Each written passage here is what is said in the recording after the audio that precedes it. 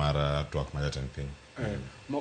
Mokwongo kachako just some 2 seconds kama ne daktari owego wach mar USAID penjo moko na winjo ka jopenjo penjo kanyo maber.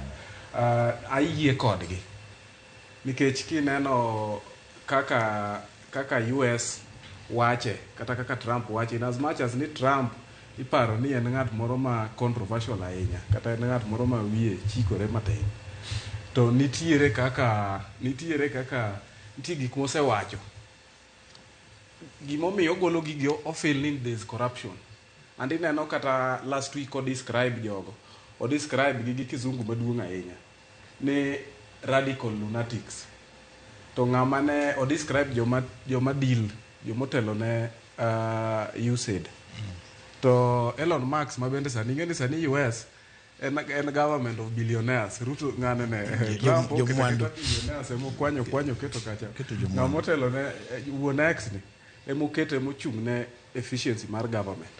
Bende owacho ni jogi gin cartels madongo, and o describe gi wach maduong' ni USAID is a criminal organization.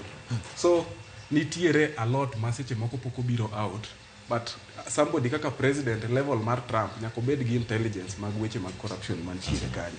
Omiyo mano timore. Koro ayie gi pach jopiny gi gima ne giwacho no. Mogik e wach mar Ruto 2027. Gima adiera, ing'eni siasa nitiere theory to nitiere realities manitiere ground. Inyalo bedo gi theory e book to gima nie ground opogore. The truth mana kaka ne daktari wacho, Kenya nitie kaka obet ni wago siasa mar ukabila. Entiere whether yie idagi to entiere siasa mar ukabila ni.